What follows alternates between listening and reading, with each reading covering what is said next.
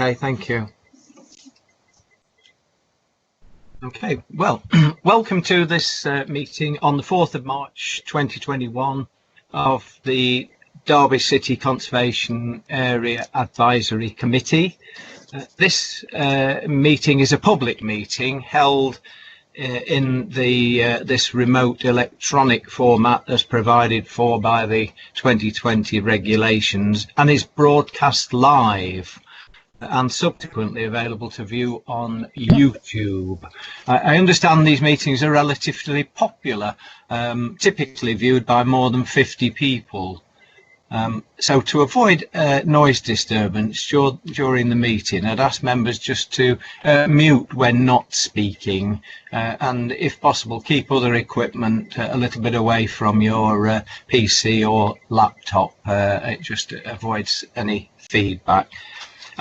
I'm Chris Collison. I'm chair of this meeting, which is CAC, known as CAC, the Conservation Area Advisory Committee, and other members of the committee are made up of city councillors and representatives of heritage, local and national heritage related societies, and the meeting is supported by administrative, conservation and planning staff, who I am most grateful to for assisting in making things happen in the way that they do. So the first item on the agenda is to ask if there are apologies. Yes, I've got apologies from Chris Wardle and also from Councillor Wood. Thank you. We may well be joined then by others who may be just arriving a little bit late, but that will be fine. Thank you. And then I have no late items to be introduced from the chair, so we can move on to item 3, which is declaration of interests. Are there any declaration of interest from members of the committee? Yeah, I need to declare an interest in 41 St Mary's Gate, Chair, please. Okay, thank you, Chris. Are there any other... Chair, Paul McLaughlin, like to declare an interest in 43 Church Lane. We objected on behalf of a neighbour. Okay, thank you. And any other declarations of interest? No, seems not. What I'll propose then is that that we reverse the final 2 cases on the on item 7, which would mean then that we take 43 Wardwick before 41 St Mary's Gate, in that then Chris doesn't have to come in and out of the meeting.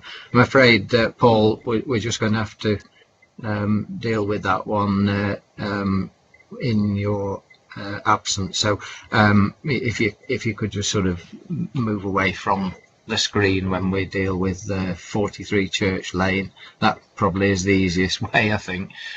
Okay, so if we have concluded those declaration of interest, then item 4 is the minutes of the meeting held on the 21st of January.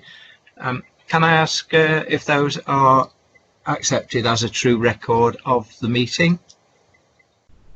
Yes. Yes. Yeah. Yes. Yes. Okay. I hear that. Yes. Saying this, and it sounds as though everyone's happy that they were a true record, so we can take those as accepted. Thank you. And then item 5 is a list of items that have been determined since the last meeting. It's for noting, and we can perhaps just note that. And then item 6, applications not being considered at this meeting. It's for members' information, really, just so people get the full picture of the caseload of the authority. So if we can accept that, then we move on to item 7, which is the applications to be considered, which is the meat of the meeting. And the first of those is in respect of the ye olde cottage at 19 The Hollow, and there are two applications, the planning and the listed building consent that accompanies it. So I'm going to ask Chloe Oswald to introduce that item, and then we'll open it up for discussion.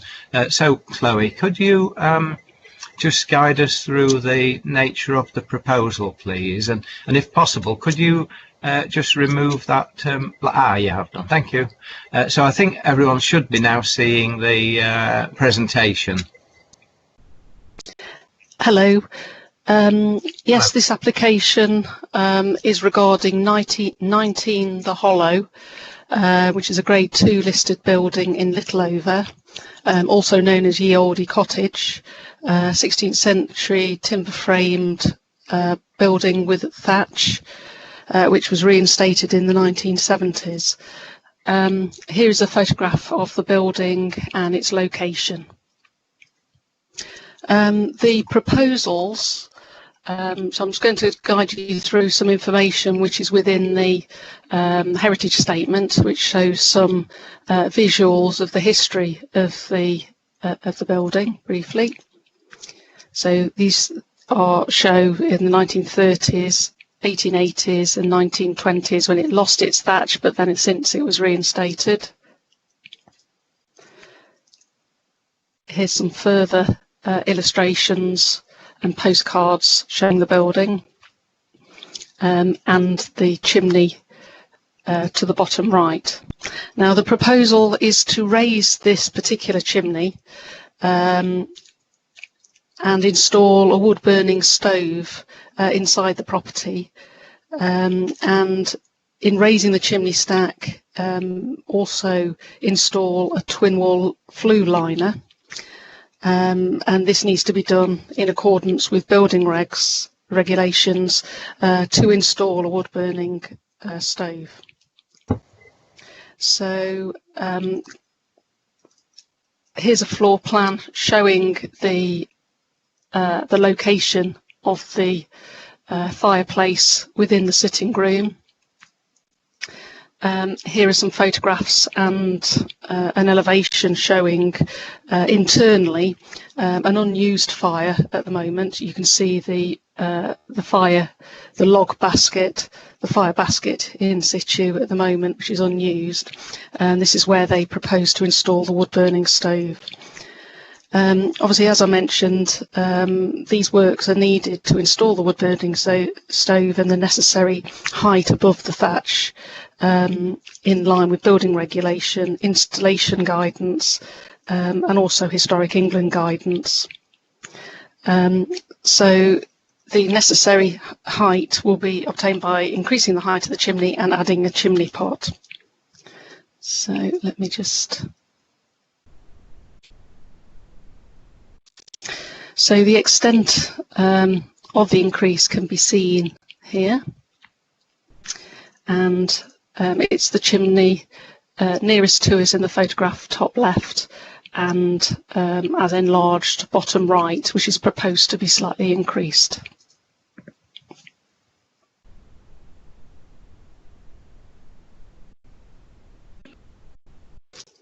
So have you concluded the presentation then, Chloe?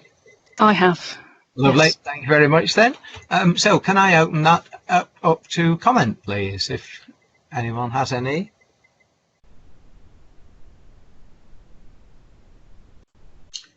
If I may, just to say it looks sensible.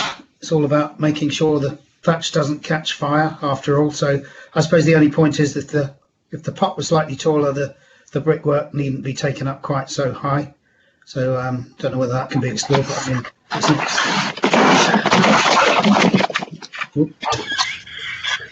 can you hear me okay? Yes. Chair Paul McLaughlin, can I make a comment? Yes. Yeah, the report that the heritage statement that accompanied the application was quite comprehensive, and they identified in the report that the chimney was actually higher originally, and to all intents and purposes they seem to be reinstating it. I take your point about the chimney pot, Chris, but I think they've got a fairly tall chimney pot on there anyway. So I think actually they've done a pretty thorough job on research, and I think it's commendable actually. Okay, thank you. And I understand, Chloe, that the brickwork will match, and the pointing will be, well, the whole of the chimney will be repointed so that it all appears to be in a uniform appearance. And yes, that's right. Just wondered about whether there would be, in addition to the pot, some form of bird preventer guard on top of that as well, or not? It's not mentioned within the application, but it is advisable. Okay, yeah. Right, well, from the comments that we've had thus far, which sound as though it may be all that we are going to have, then we seem to be happy with the proposal, in that it's appropriate. It's certainly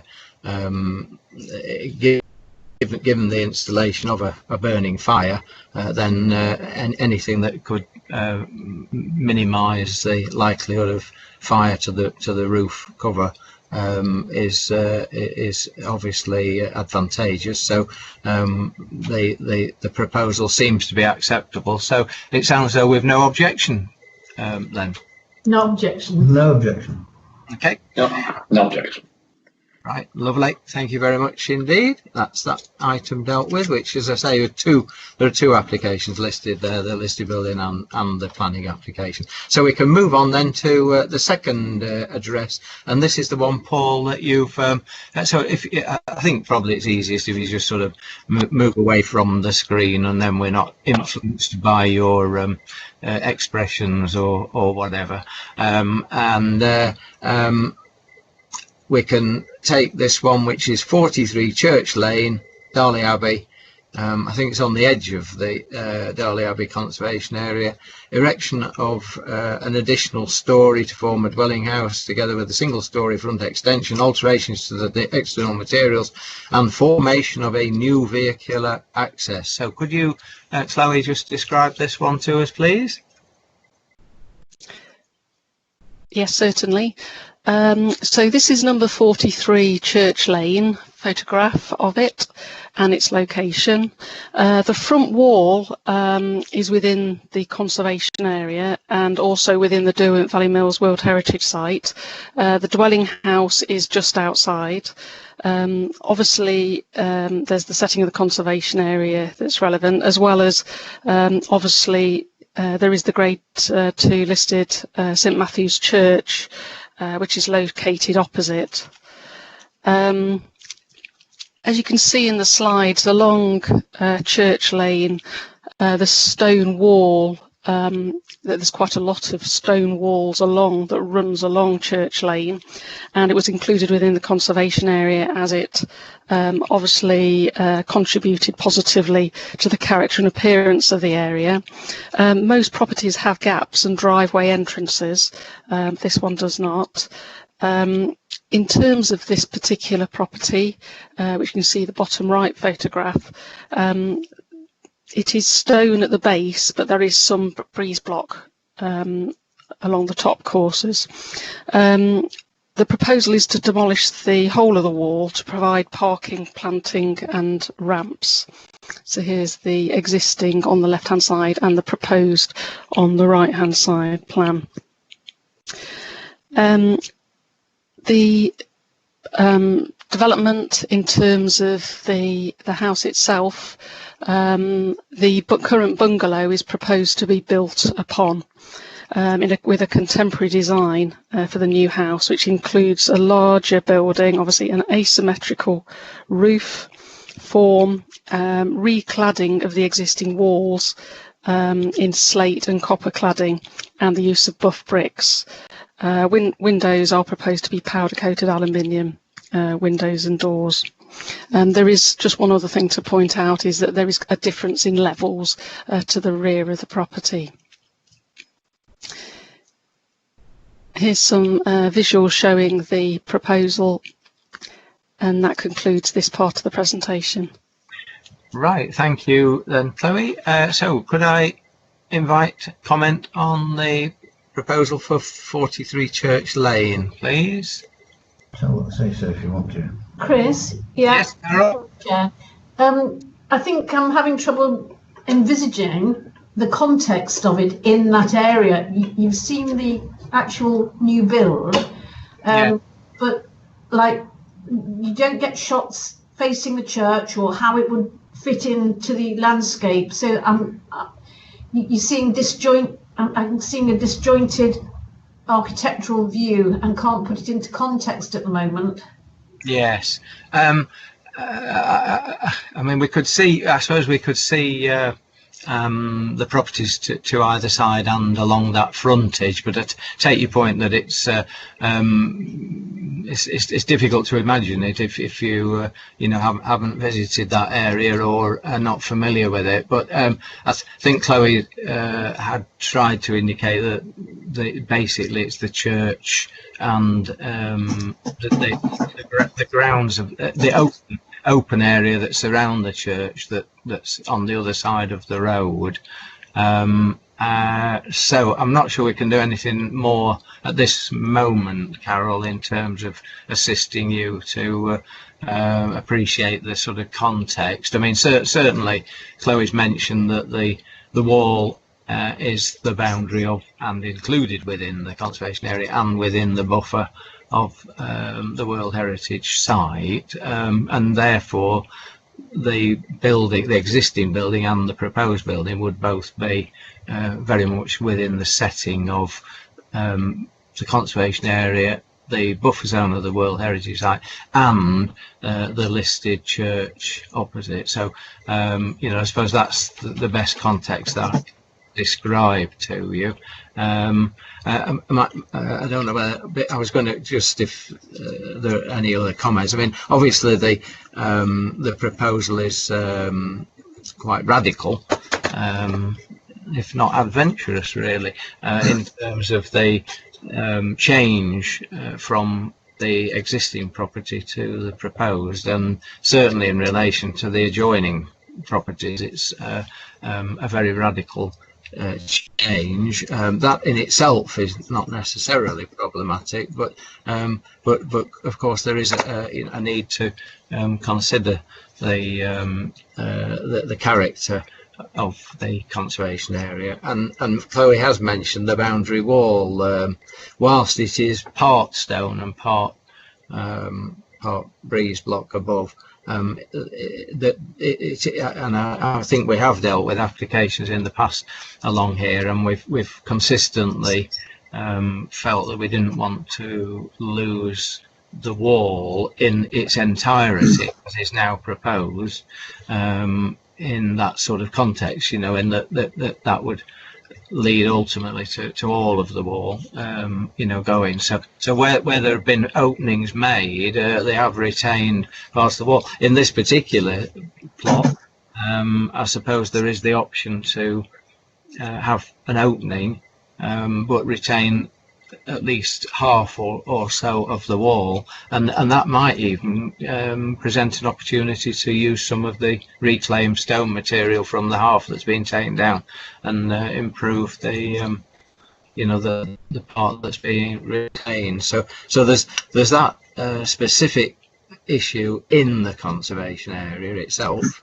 And then there's this sort of the impact of the proposal, which I'm finding it difficult myself to see that it is enhancing the in any way enhancing the character of the conservation area and the setting of the listed building. But I don't know whether there are any other comments from other members. Chris, it's David Ling here. Hello, David. Hi. As a resident of Dolly, Abbey, I know this very, very well. In fact, during the lockdown, I've been walking past this property quite regularly. You'll appreciate that Church Lane on both sides really has quite a diverse collection of buildings, mainly from either some of them pre-war, mostly post-war, The ones on either side of this property, I would say, were built probably in the 50s and 60s.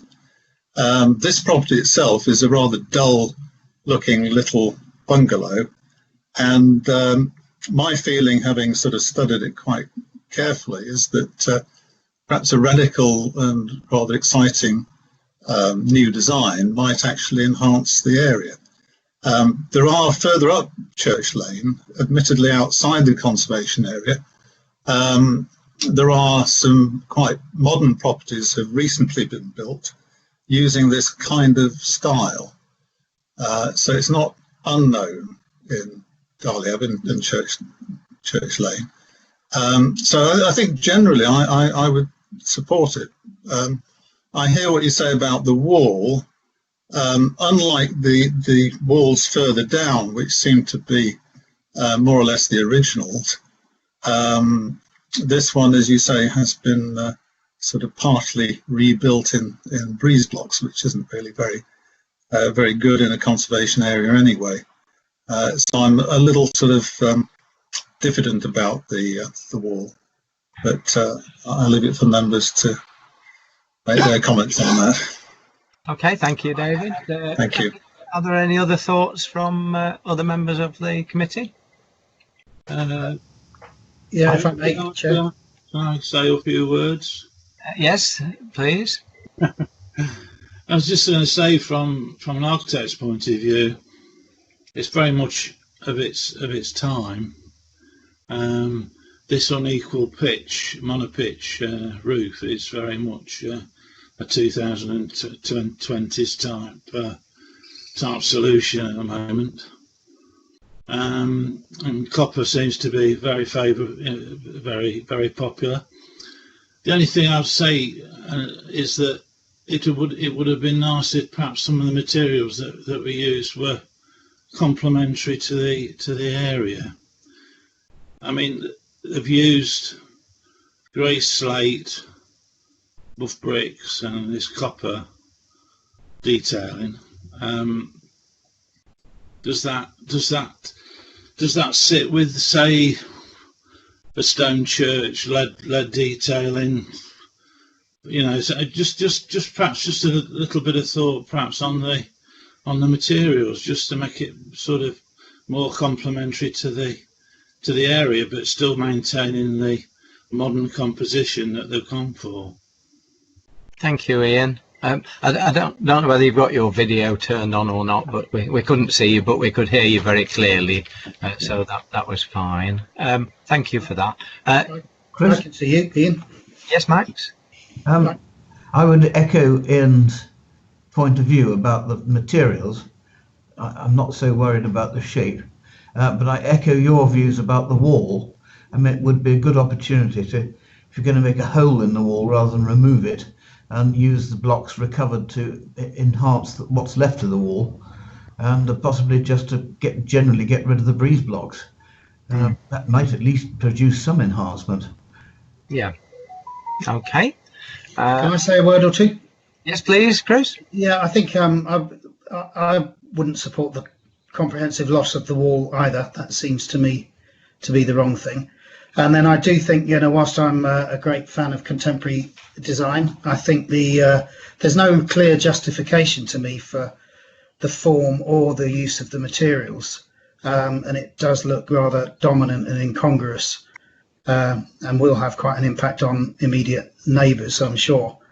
It was interesting to see in the submission there was an alternative elevation, which to me was much calmer and looked like that had some legs, but I didn't see a strong argument for the form, which is quite as I say, I think it would appear quite incongruous in the conservation area and not make a positive contribution as it stands currently. Okay, thank you. I think that probably concludes then the comments. So we've got we've certainly got some concerns about some of the detail. And perhaps it would be appropriate for us to ask the officers to enter into discussion with the applicants with respect to the points that have been made, with a view to seeing whether some improvement to the scheme could be achieved. In particular, there could be a review of the justification for the precise materials being proposed for the building itself, and also reconsideration of the frontage, in that there doesn't seem to be any reason why the access has to be made across the entire frontage, and so there could be perhaps a half or whatever, or even less, created to achieve vehicular access, but to retain some element of the continuity of that frontage where there is a wall along, and as has been mentioned in discussion, it could well be possible to reclaim some of the stone from the part being demolished and to achieve a better remaining half in terms of the stone that is often seen along the frontage, and which does create a sort of visual link with the material of the more important buildings in the area. So it sounds as though then that there's not an overriding desire to see a radical change from that which is being put forward, but there are certain details could be improved so that the character of the area is better taken into account in the design in respect of materials and the frontage treatment in terms of the wall.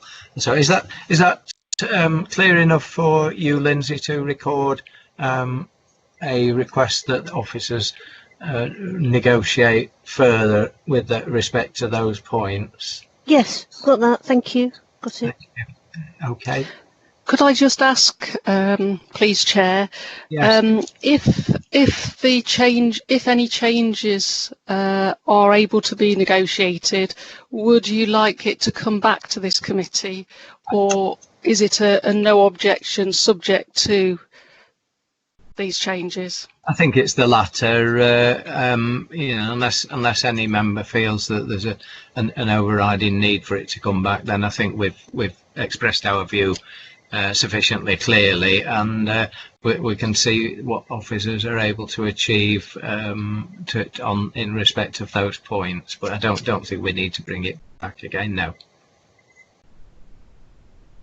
Okay, thank you. Right, okay. Are we all happy to move on to the next item on the agenda? It sounds as though we are. So it's the Orange Tree Day Nursery, which is a building located to the rear of the frontage properties on Duffield Road, in particular 105, 105A. And the proposal is for a two-storey front extension and installation of a balcony to the first floor front and side elevations.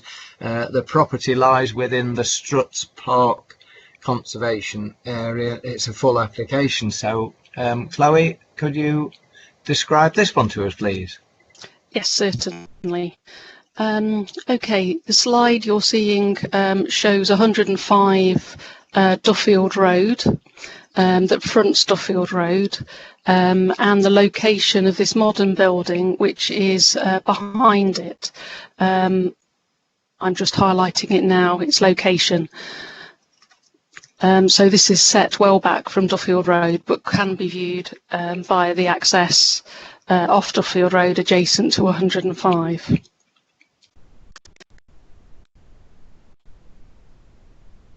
So here's some photographs, here's the access, and you can see the top left shows 105, Duffield Road, bottom right, shows the building which is the site for this application, in the background, in the middle. The proposal, so this is the existing plan and the existing elevations. The one we've just seen is the top right elevation, the front elevation. Here are the elevations as proposed. Top left, you can see the proposed extension, which is constructed of prefabricated timber and a polyvinyl fascia cladding in grey. So that's a two-storey extension. And adjacent, you can see the balcony that runs along the front and the side, which is proposed to be constructed of toughened glass and polycarbonate with metal frame, posts and brackets.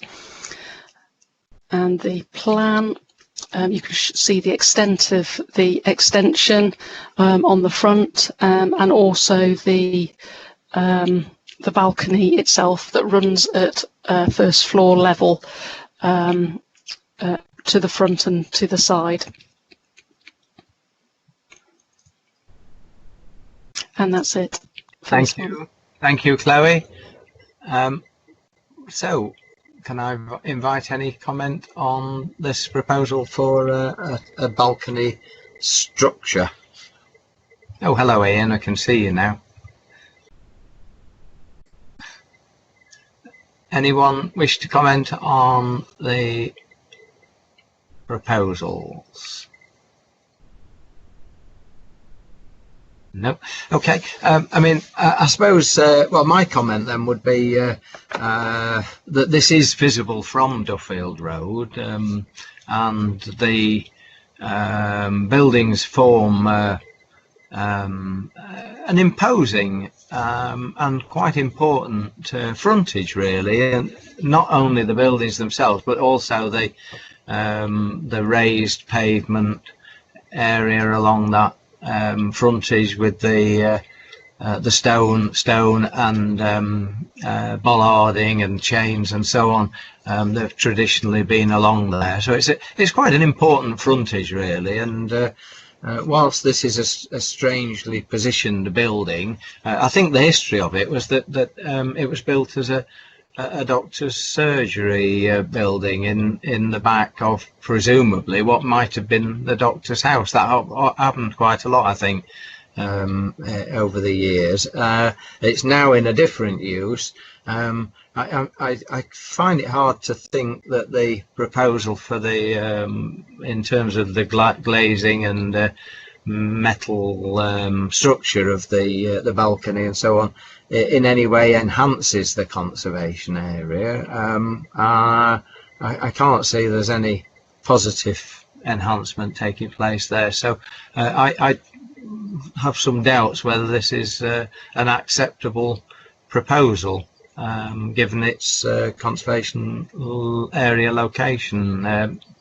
So I don't know whether anyone else has a view on that, having kicked off.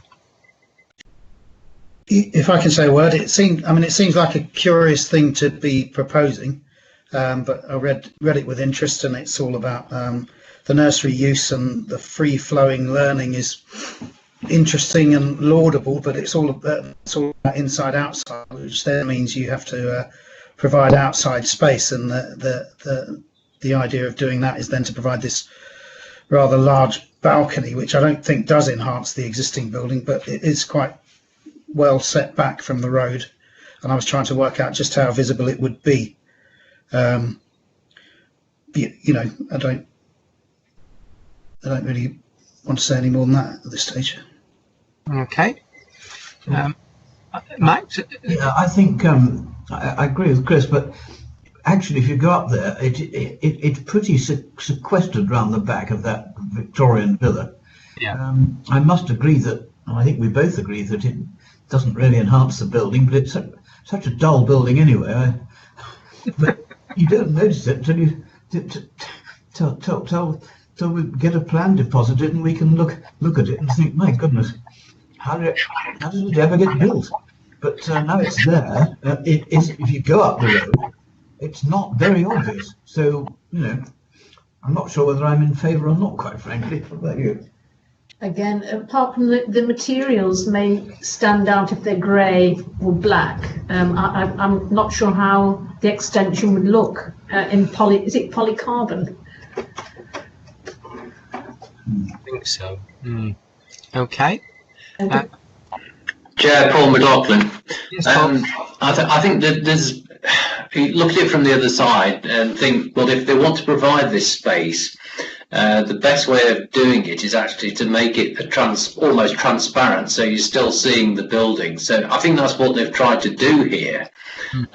Like Chris, I've read the report, and the way that they want to educate the children in nursery, etc., is quite laudable.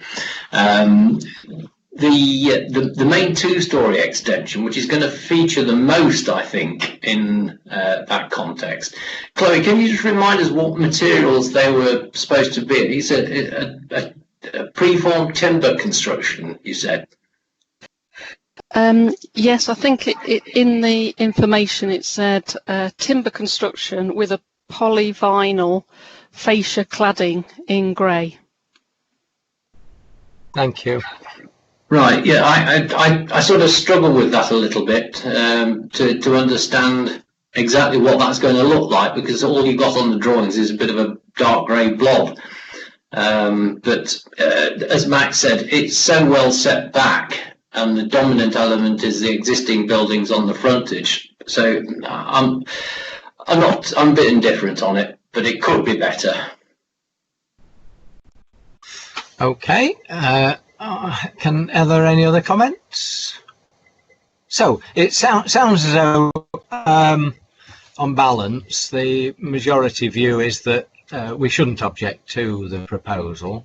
If there could be some improvement to materials and colour and so on, just to make it a little bit harmonious with the existing building, then that might be beneficial. And certainly we are persuaded by the supporting information relating to the creation of some safe outdoor space where children can be in an open atmosphere and fresh air and so on. And I think there was even mention that children could sleep in the outdoor air rather than within a room, which is supposedly beneficial as well. I suppose that's down to the air quality people to make sure it's beneficial, but that's another matter. But so we don't seem to really want to raise any objection to the proposal, but we'll just ask officers to review the nature of the materials and see if there could be just some slight improvement. But in terms of the impact on the conservation area, then that would not be particularly a major issue, given the setback and the dominance of the frontage that I described in my opening remark. So it's no objection then. Okay, thank you. So if we could move on then to, and if you recall, I suggested we reverse the order of the last two items, so Chris is able to perhaps leave, but it's perhaps less important. I don't know whether he wants to come back for a discussion later, but we'll do that anyway. So we'll take next 43 Wardwick, which is an application for listed building consent for alterations, and that is in respect of the repair and renewal of plaster. It does say on the description I've got in front of me on internal walls, but I did notice that there seemed to be quite a lot of material about the ceilings, but so whether that's just a description issue, but perhaps Chloe could just mention that in the presentation that now I would invite you to make, please. Thank you. Yes, the description has been amended to read repair and renew plaster to internal walls and ceilings of listed building. So that has been changed. Thanks. And this is 43 Wardwick.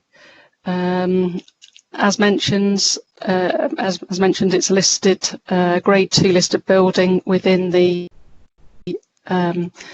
city centre conservation area. There was a previous application approved for the change of use from office to 8-bed house in multiple occupation at first and second floor level. The condition of the listed building application was that all repairs and making good of existing fabric to be undertaken to match the existing building. The current applicant approached us after recently purchasing the building and wished to undertake some changes to the plaster and internal walls and ceilings. So I'm going to take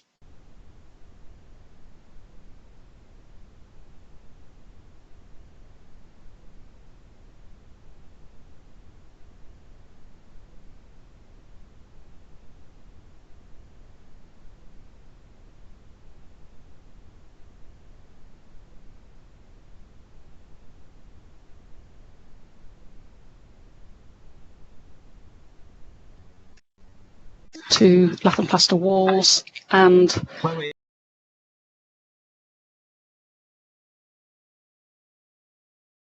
a couple of minutes then. I don't know whether other members did as well. Yeah. Yes, we did.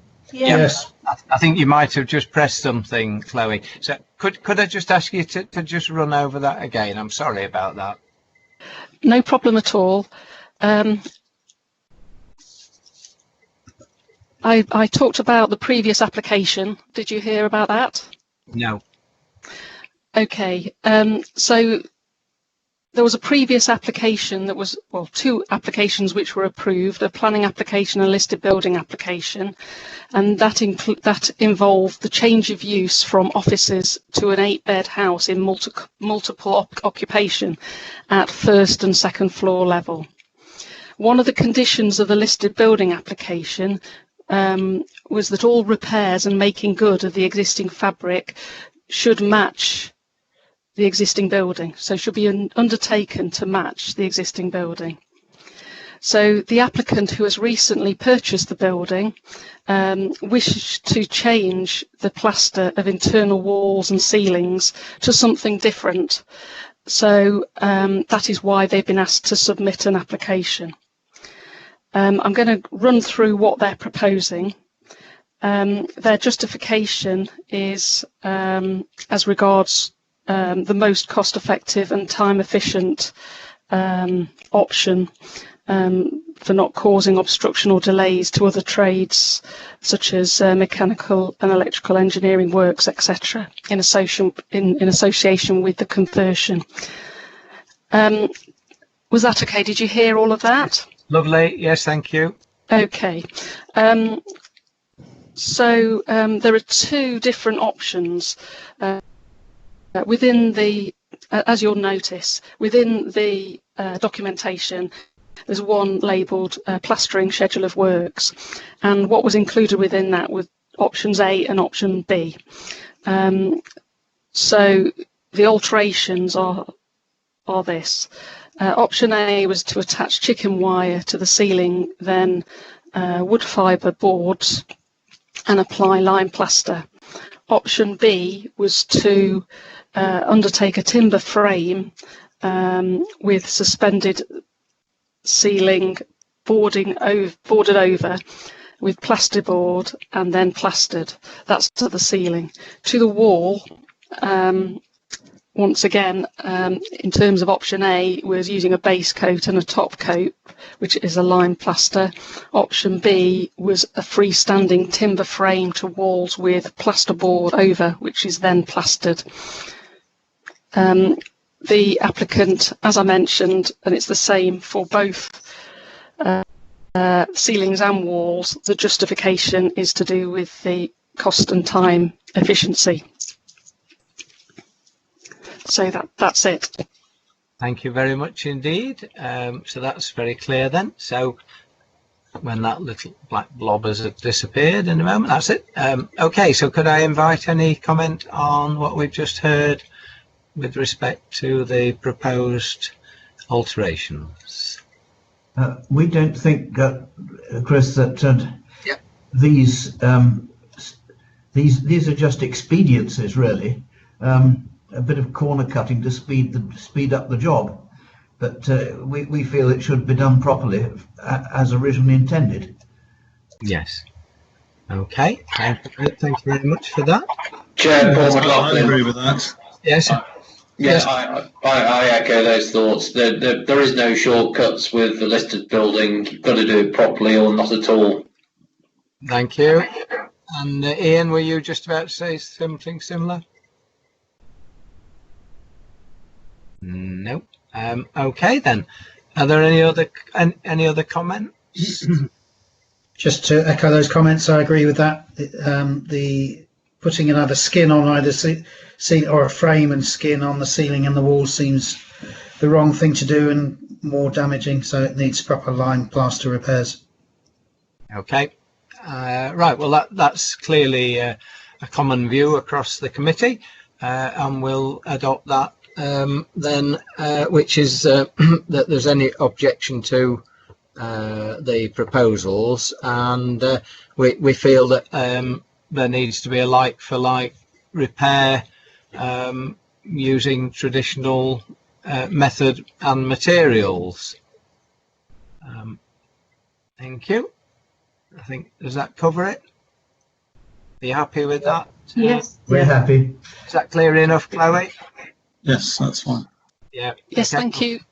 Yeah, lovely. Thanks very much. And then we're going to now move on then to 41 St Mary's Gate, which is with respect to the repair and replacement of, I think it's all the windows, and I think there's some additional information been submitted to Chloe, probably since the website was updated. So I'm sure Chloe will be able to advise us.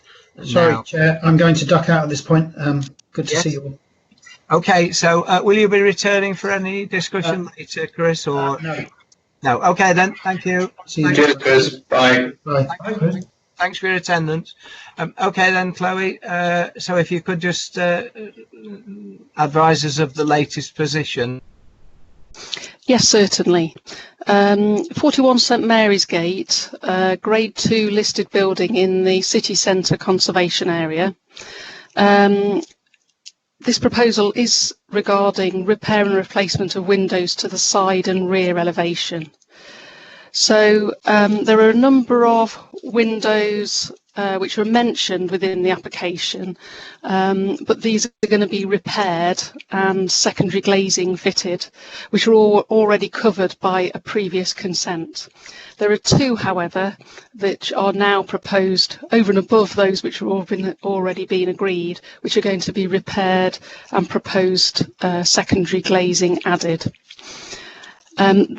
Then to the rear elevation, I'm going to take you through some windows to the rear. There are 3 UPVC windows to the second floor rear and side elevation, which are proposed to be replaced with vertical sliding sash timber windows with slim double glazed units. So just to highlight where those are, Picture, yeah? Chloe, I'm not seeing any presentation at the moment. I don't know what happened, but I seem to be cut out of the meeting, so I've come back in again. And perhaps when Chris left, he took me out with him. So I'm not, just at this moment, I'm not seeing any presentation. I don't know whether other members are. Oh, I am now. Thank you. Yeah. Okay, sorry, I think the signal isn't particularly good. The sound came and went for myself also. I hope you can all see that now. Yes. Okay, so here are the elevations of the building, just showing the different windows. And there's one elevation not submitted. It's because we've lost your sound, Chloe. Okay, can you hear me now? Yes. Okay, sorry, that wasn't, I didn't do anything. So this slide shows the three UPVC windows, W4, 5 and 6. So these are the two second floor windows and can be seen here. And there's a photograph on the left hand side showing the photograph which is on the window which is on the end, W4. So those are the three UPVC windows which are proposed to be replaced. Then we've got 5 modern timber casements to the first floor and ground floor which are proposed also to be replaced with vertical sliding sash windows which are timber and have slim double glazed units. So these are the first floor windows, which you can see here. So shown on the first floor. So all 3 along the first floor within the photographs. And here are some close-ups outside and inside to show the casement. Once again, there's some further close-up photographs showing the casements of those on the first floor. Then there's a detail of the secondary glazing for those 2 windows where that's proposed. It's a slim a slim secondary glazing unit, so it will limit the amount of that is seen from outside. Then there is a standard detail for the newly proposed slim double glazed unit. So I think it is a standard detail because the proportions of the bottom rail isn't quite as thin as the windows that you can see in the photograph there. And I did notice that the glazing bars aren't integral. So that's the end of that presentation. Lovely, thank you, Chloe. So it sounded as though all of the we've gone. I've come back.